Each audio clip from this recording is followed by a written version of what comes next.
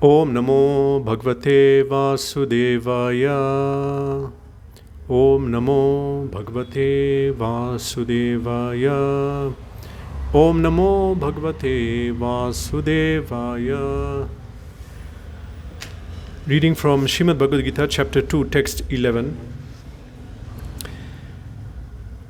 Shri Bhagavan Uvacha Ashochanan Vashochastvam Prajnavadangscha Bhashase Gathasuna Gathasungscha Nanushochanti Panditaha. Translation. The Supreme Personality of Godhead said, while speaking learned words, you are mourning for what is not worthy of grief. Those who are wise lament neither for the living nor for the dead. Purport. The Lord at once took the position of the teacher and chastised the student, calling him indirectly a fool.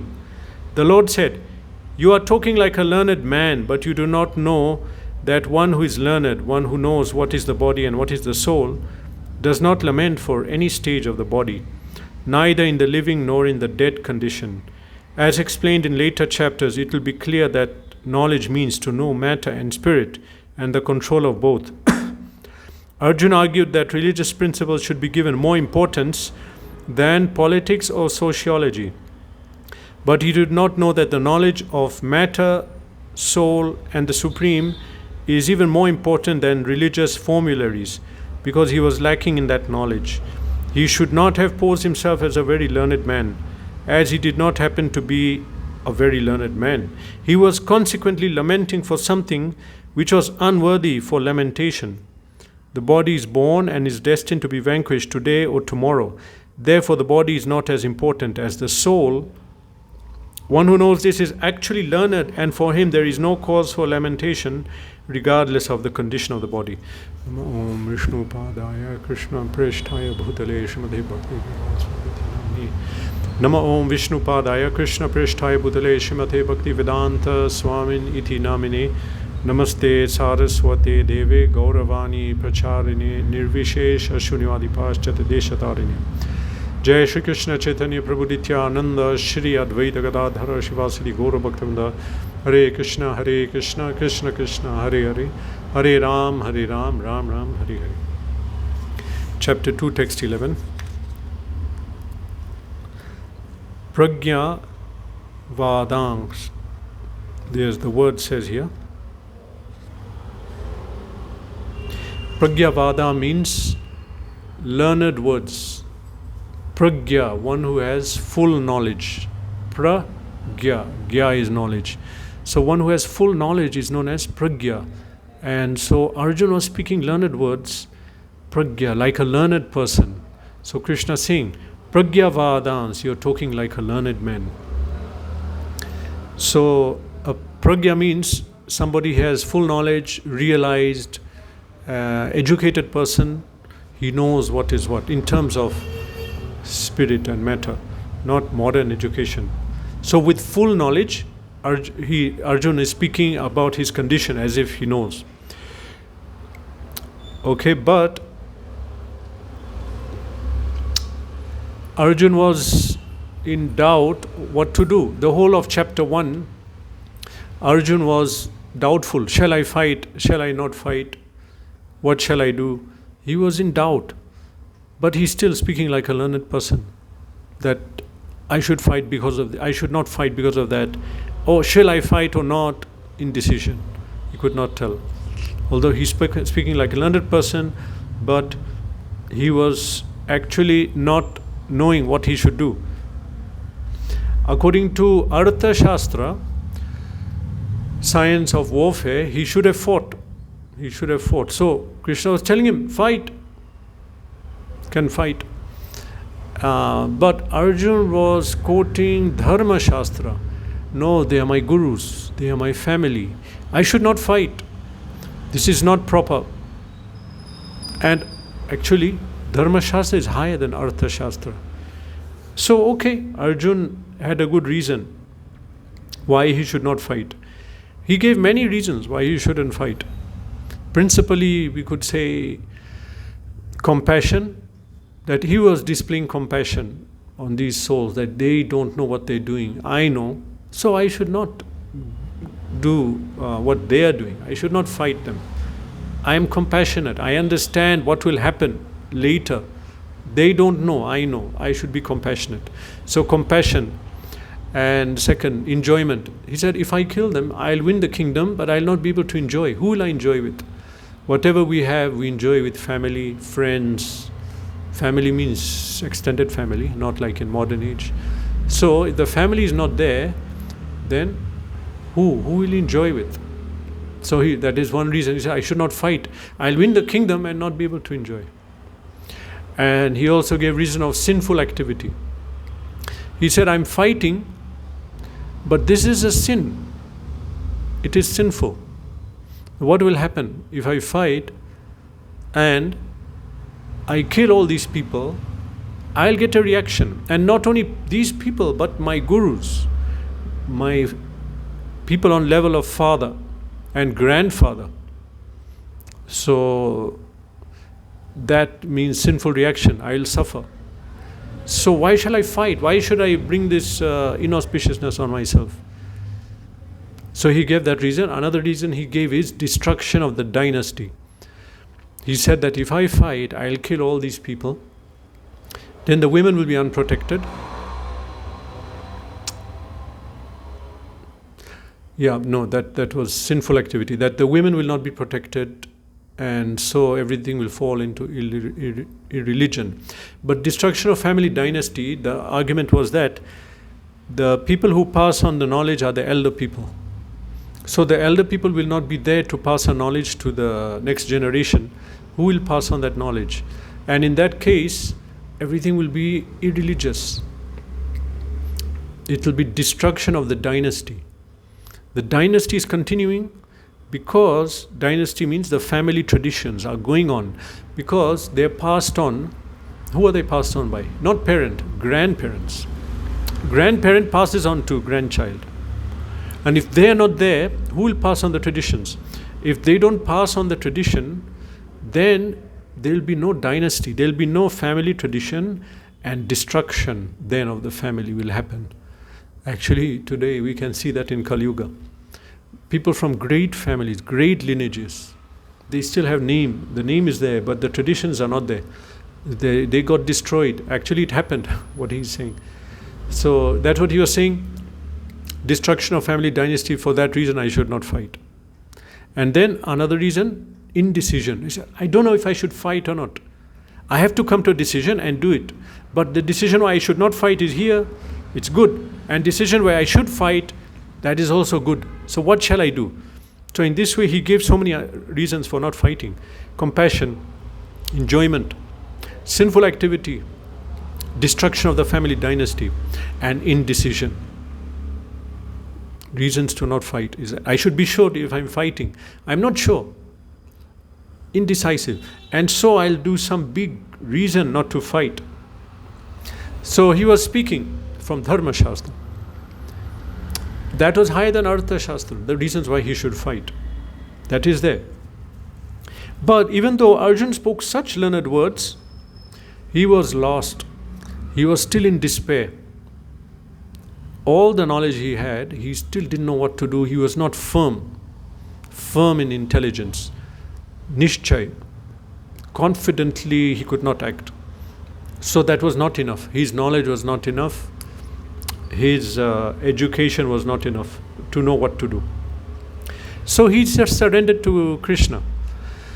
Arjuna could understand, I could not solve this problem on my own, so he surrendered to Krishna. Yat shreyasa nishchitam bruhitan me. He told Krishna, tell me for certain what I should do, because he was not confident. Tell me confidently, knowing that I will follow, I will not criticize, I will not react. Tell me confidently whatever you want to. So he did a great thing. He surrendered. That happened in text 7 of this chapter. This is 11. So in 2.7 he surrendered, and after surrendering he told Krishna, tell me for certain what I should do. Yat shreyasa nishitam bruhitan me shishyasteham. I am your servant.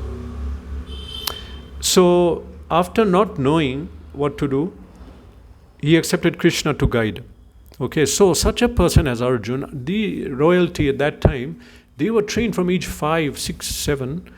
They were trained very nicely in politics, social, argument, debate, of course, war, even Shastra. These were Rajrishis.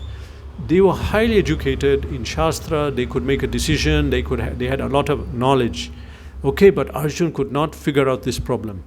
Now, where are we today? What is our position? We have no knowledge, no culture, no background of, for example, some people know Shastra. Then they say, look, in this situation, this person did this. So we can do that. What do we know? We don't know. We know so many movies and films. That won't help. Neither will Krishna's serial help. That is not religious. So we don't have that background to make a decision. If you see, for example, Bhagavad-gita, Srimad Bhagavatam, many questions were asked by Parikshit Maharaj. He simply referred it, by Shaunak Rishi to Sutta Goswami. Sutta Goswami simply quoted what he heard from Parikshit Maharaj. And Parikshit Maharaj quoted what he heard. And same thing was spoken by Brahma. Or we can go not so far back. Same thing is spoken by Maitreya and Vidura. Then you go back by Kumaras, by Lord Brahma, by Vishnu. They had that knowledge. We don't have knowledge. What are we going to quote? We want to get some guidance. In this situation, what did they do? What did he do? What did they do? Nothing. Completely wasted life, whole life, not knowing anything spiritual, dharmic, and so completely we are gone. But Arjuna didn't know what to do, so he surrendered. So after surrendering, we can say that instruction of Bhagavad-gita will start now. Of course, Krishna spoke in 2.2, second verse of this chapter. There he said that how have these impurities come on you? How is that? You are from an Aryan family who know the background, know what should be done, you know the value of life. How are you speaking like that? Akirti karam Arjuna, it will lead to infamy.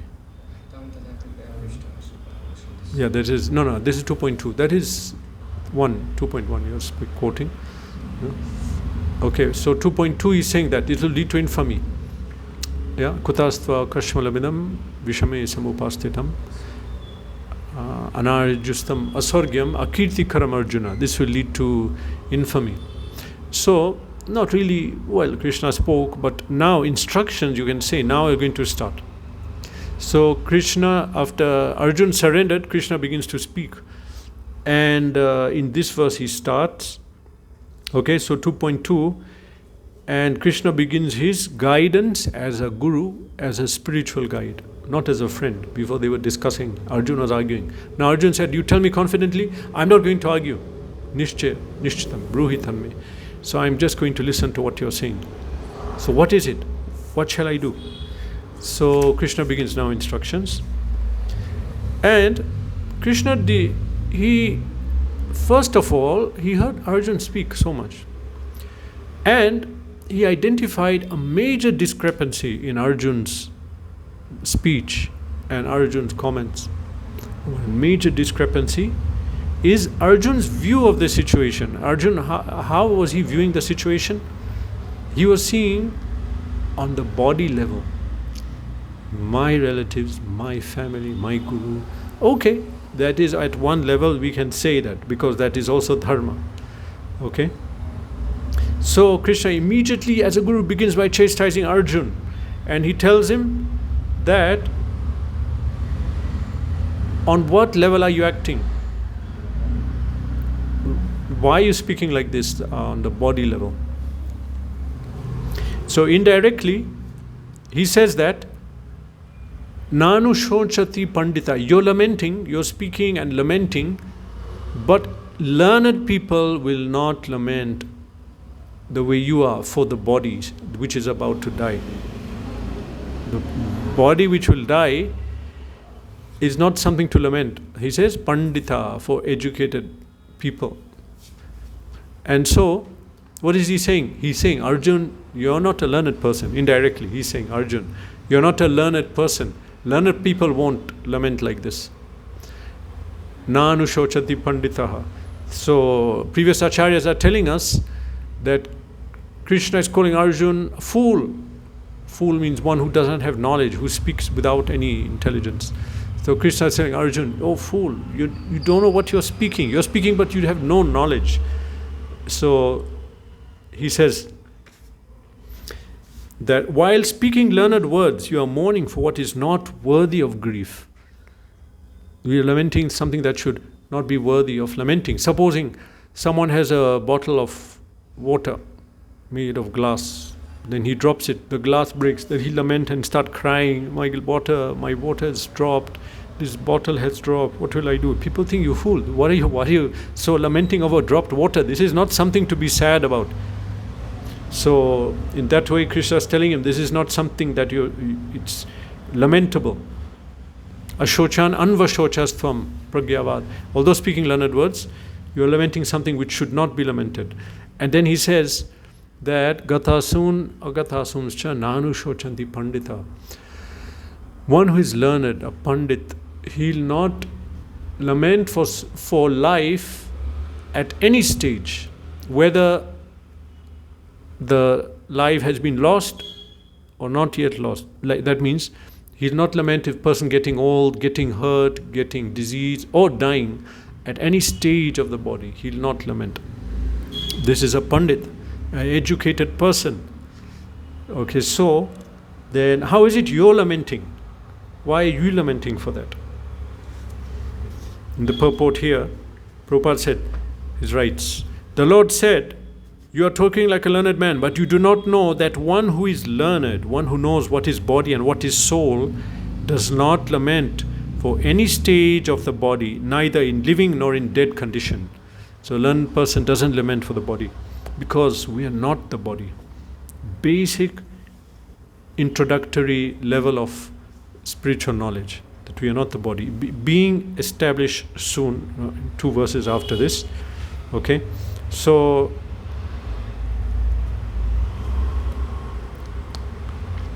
Arjun is not learned because he's lamenting for the body. Today, on our planet, how many educated people are there? Which is the country with the most educated population? I don't know. America, Sweden, Norway. Okay, most educated. So, educated, really? Educated? No, not on the standard. Not on the standard of Bhagavad-gita. Not on the standard of Bhagavad. These are not educated people. Do they know the value of body and soul? Here Prabhupada wrote that one who is learned who knows what is body and soul. Educated and learned means he knows the distinction between body and soul, matter and spirit. It's an educated person. On this standard of Bhagavad Gita, how many educated people are there in the world? In India, the most educated state, I think it's Kerala. Why? So many degree holders. Okay, and in India and throughout India, maybe most educated cities, we have most educated country, but they have no knowledge of what is body and what is soul, the distinction. These are not educated people. We are living in an ignorant society, completely ignorant of the self, ignorant of what is the reality, what is Sat, what is Asat, what is temporary, what is eternal. Ignorant society on level of animal. Animals don't know this. They don't know this body, the difference. When we say knowing body and soul, knowing means acting. If I say I know what is body and soul, so why are you acting on the body platform? Why are you lamenting for the death of the body? Why are you making distinction between people based on body? It means we are not. If we say I know difference between body and soul, means we should be acting on that level. And acting on soul platform means not endeavoring so hard for sense gratification, and not living life with the aim as if we live forever, but understanding this body will go. So I have to engage on the spiritual platform to get knowledge and to get realization that I am a soul. So Persons who are educated, they'll know that knowing means acting. They'll act on that platform. Okay, how are we acting? Who is acting on the soul platform? Soul means we are all the same. All the souls are the same. All the different human beings, different humans, they're same. Animals, plants. Now, example, in the modern age, praja, citizens. One born in the country is a citizen. So, but in the Vedic age, born in the citizen means the dog, the snake, goat, they'll be protected. They're born in the state. But not now. Now born in the state are only humans. And animals, we'll protect them. Animals we'll send to the slaughterhouse. This is not a learned person's culture, civilization. And what can we expect from that? Ignorance will bring violence, darkness, immorality, madness, greed, lust, all bodily concepts born from mode of ignorance and mode of passion. Okay, the body is impelled by the modes of nature. The more we identify as the body, the more we come under the dictates of the body. We'll be dictated to by the body. The body is demanding and we are accepting because we don't know anything else. And so if we live on the platform of the body, we have a society full of lusty, greedy people and envious people, mad people. So that it becomes a hell. Literally it becomes a hell. Because people don't understand what's education. Yes, we go to school, we get some kind of education, but what education? We are learning simply about matter, more and more about matter. But matter is not actually what we are. The matter is inferior. Aparayam itastvanyam prakritim vidime param. Soul is superior. We should learn about that superior thing. Matter is there, we should know about it, but not so much. Actually, deeper knowledge of matter puts us in illusion. And why we start to think that I know this, I know that. How much do we don't know. We don't know the principle behind matter. That takes time to learn. That is whole life people learn about soul. We spend whole life studying matter, the energy. We don't know about the energy, we want to know about the energetic, the supreme, who himself who is behind this matter. So behind the body is the soul. Who knows about the soul? Who is teaching it? Okay, so this is the problem. This is the problem. Large population of ignorant people. I heard recently they removed Darwin's theory in India, Indian textbooks, education. People are wrote some 1,000 and some 100. From yesterday. It's yesterday. So many people wrote a protest letter. Oh, protesting. No, actually we are descended from gorillas. Why are you saying we're not? We are in a big problem. Why are people protesting? Actually they removed, it means that some knowledge has come. You can see. That's good. Prabhupada's books have been distributed. Gita lectures are expanding online and books. So people are getting knowledge now, you cannot cheat them. But still long way to go. Society is on animal platform. What happens if you put 10 dogs in a room? They'll fight. Don't be surprised. Why are they fighting? They're dogs. Why are you surprised? Be surprised if they're not fighting. They'll fight. They'll kill each other. So this animal platform, as long as we can't understand about soul and the spirit, principle of spirit behind matter, behind nature, behind this body, there's a spirit. If we can't understand that, then we'll be in big trouble. This society cannot be peaceful, cannot be on a human platform. Yes, we have made a lot of discoveries in different other knowledge fields. Scientific, space, biotechnology, physics, we made a lot of advancement. Yeah, but it's on animal level because everyone is thinking, I'm human. I'm this country, he's that country. Already some feeling, animosity. I am this religion, that he's that religion, this country, that country. So immediately dvesh, that hate, repulsion, because he's not from my whatever state or background. So a learned person knows what is this distinction. This is what Bhagavad-gita verse is telling us. Immediately Krishna is beginning the instruction. Learned people know difference between body, soul, matter and spirit. The principle has been laid down. Here in Bhagavad-gita, knowledge has been defined. So it is up to us to come to knowledge and to understand what is ignorance and how to avoid ignorance. Okay, learned people don't lament for the body. This includes mundane welfare activity. Excessive help for the body is not help. At a lower level of consciousness, people identify the body as the self. Higher than that, body, I am on body level. Higher than that, family, my family. Higher than that, my society. That's better. He's thinking about society, not himself, but my society. That's the problem. Now, higher than that, my country. Other country can go to hell. We'll make sure we have enough corona supplies and not thinking about other country. So that is a lower, but better than other levels. My country, others will think humanity. We have to help humanity. Okay, what about the dogs? What about the cats? Why are you helping humanity? You may think about all living entities.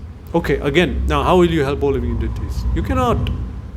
How can I be everywhere at once and help all living entities? But you can serve all living entities if you have the knowledge how. On the spiritual platform. That's in a further chapter. It will be explained. Okay, so there's a whole section of Bhagavad-gita which speaks about soul and body. This is the superior nature of Bhagavad-gita. Can you see that we're on chapter 2? Practically Gita is starting now, immediately establishing soul, body. You have high branches of knowledge in different spheres. Today, they will not reach this platform. They won't reach platform of soul. Yeah, but here already in the beginning, Bhagavad-gita has come and crossed beyond, in one verse, has crossed beyond volumes and volumes of books, lectures of modern so-called education, material education. Already Bhagavad-gita crossed there in the second chapter, in the beginning verses. So now further than that will be higher knowledge which they cannot imagine. This is the standard of Bhagavad-gita. Now further, Gita will, after laying this foundation, begin to elaborate more on soul. What is the soul and what is the body? Beginning of knowledge, basic knowledge. Okay, so where is that knowledge today? Bhagavad-gita is a preliminary text of spiritual science. Prabhupada would say, this is the undergraduate study, postgraduate study Srimad Bhagavatam. And Chaitanya Charitamrita is PhD, I can't recall what he used to say, but Gita is on that level of spiritual science. It's simply an introduction, but one verse contains much more than anything we have seen. Yeah, it's having knowledge which we cannot see. Someone who is properly educated, he'll take knowledge of Gita as his eyes. This is the proper system. I don't have this knowledge, I cannot get it. We're talking about spiritual knowledge. I don't have spiritual vision, I don't have spiritual intelligence. How am I going to get that knowledge? So that's not possible. But a person who is intelligent, he'll understand, this is beyond me, so let me see through Bhagavad-gita. Let me understand from Gita what is intelligence, what is knowledge, what is the self, what is proper activity, karma, what is forbidden activity. Everyone has their opinion, but we have to understand from a perfect source. So an intelligent person will come to Gita knowing that these things are beyond me. What is forbidden activity? What is recommended activity? What is the process of bondage of the soul, and what is the process for extrication, being taken out of this bondage? What is that system? So a learned person will see all this through Bhagavad-gita, and then he'll get perfect knowledge. He'll, because we'll never get that knowledge on our own. So he'll get it from there. So Bhagavad-gita should be absorbed. This teaching should be absorbed. We should read it, meditate on it. Every day we read a verse and meditate on that verse throughout the day. Deeper realizations come. Read the Gita, meditate on it. Study the conversation. Just by studying this conversation, we become perfect. One verse, meditate on that, we become perfect. Study, meditate, and read it, and come to knowledge, come to real knowledge. Develop that spiritual intelligence. How is that developed? Buddhi yoga. Buddhi yoga. When our intelligence is linked to the supreme intelligence of Krishna, then the mind, our mind currently is not our mind, it's under Maya. It's under Maya, and so Maya is putting all different ideas in our mind how to enjoy. So we should not listen to the dictate of our mind. Just like if you have a mad friend, you'll not listen to him, but he's with you all the time. So you listen what you're saying, but you'll not act, understanding well that he's not going to speak sense. So why you have to listen? And why will you ask him anything? What is your mind saying? I think, maybe I should do this. You don't know anything. We don't know. Because we don't have knowledge, because we're on body platform. We have to take shelter of a pure source. A pure source is having perfect intelligence. When we link to the pure source, then we also get perfect intelligence. This is called Buddhi Yoga, intelligence linked. In that state, we are able to know everything. How to come to that state? Purification. Constantly read the Gita. Constantly study. Hear it. Every day will be different, what we'll understand. In that way, intelligence will become pure. When intelligence is pure, everything follows. Mind will become purified. Mind is purified, then desires are purified. What desires, then the mind becomes not different from Krishna's mind. Now it's Maya. So the thoughts that come all are Maya. But if we connect to Krishna, then the mind is not different from Krishna. What Krishna wants and does, we'll think and automatically do it. And we'll not have a different motive, different desire than Krishna. So this spiritual intelligence has to be gotten. This is the beginning of culture and beginning of human society.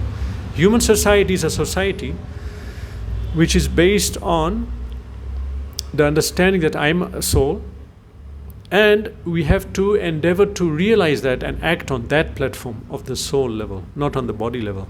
Animal society is different. They are acting on the principle that we are the body. So that is a place where a gentleman should not stay in the animal society. And because now it's Kali Yuga, this is full of ignorant people thinking on the body level, making distinction of the body and all these things. So, and seeing difference in bodies, in the personality. There's no difference. Souls are the same. Body is different due to their ichcha, karma from past life. But actually no difference between the personalities. The souls are the same, maybe a different level of spiritual evolution. So one living on that platform, ignorant. This is ignorant society. And so Prabhupada's guru said that, my guru said that this material world is not a place for sane gentlemen. You have to get out of here. Not for sane person. You can see how people are behaving. As Kali Yuga progresses, more and more quarrels over the smallest thing. Okay, so a proper civilization of humanity, a human civilization, will not be based on body. It will be based on the principle that I am the soul, and now how am I going to act on that platform? How am I going to come on that platform? They'll be acting on that platform.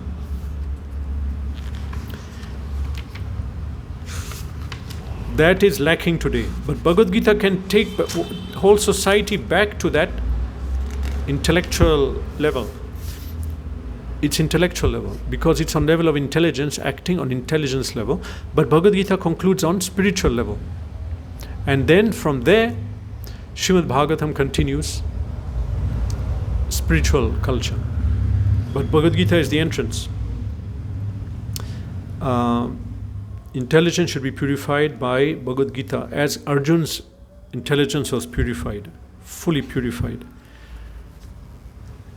He heard Bhagavad Gita, but look at the stage that he was before. He was in ignorance and lamentation and confusion. But in the proper intelligence, he was peaceful, he acted, and he fought the war. One has to come on that level. That not only Arjun, but we are faced with so many difficulties in our life. Arjun spoke for us. What is the method of coming out? There is no method on the material platform. There is no shelter from any material philosophy, person, or anything. The only shelter is spiritual. Yes. So Arjun took shelter of Krishna. We had to take shelter of Gita through a person who knows it, who can guide and that understanding. In Gita Mahatmyam, that first verse is there. It's quoted in Srila Prabhupada's introduction to Gita. So he says here, Gita Shastram idam punyam yaf patet prayata puman. Translation: if one properly follows instructions of Bhagavad Gita, one can be freed from all material miseries and anxieties of life. Simple, one sentence. Follow Bhagavad Gita, become liberated from anxieties and miseries of life. And we have such a great Guru, Srila Prabhupada. Of course, we have our Diksha Guru, but Prabhupada is Shiksha Guru for everyone in ISKCON. So we have such a great personality, Prabhupada, direct associate of Krishna, that he gave us the Bhagavad Gita, commented on it, and he made it the main text of our society. So that ISKCON is based on the Gita.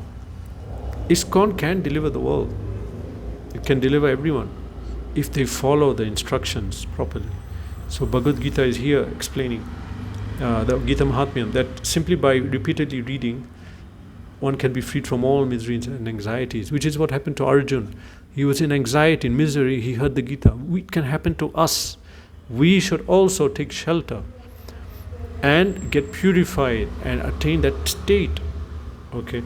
And it says here that Bhaya Shokadi Varjitaha will be free from fear and lamentation. But very interesting that Srila Prabhupada, how he gives this translation, Bhaya Shokadi Varjita, he says one will be freed from all fears in this life, and he says one's next life will be spiritual. Why? It's not written spiritual, but it says free from fear and lamentation. But you cannot be on that platform unless you are spiritual. Only then can be on that platform. Yeah, we read this earlier in one of the verses. So Arjun got his first instruction now, and the distinction between body and soul has been made. Now begins in the next few verses, complete science of the soul. In a few verses, Krishna explains the characteristics and nature of the soul. This is the special position of Bhagavad Gita. It's able to explain this knowledge. Hare Krishna. Any question, comment? No. Okay. So, Hare Krishna. All glories to Srila Prabhupada. Bhagavad Gita ki jai.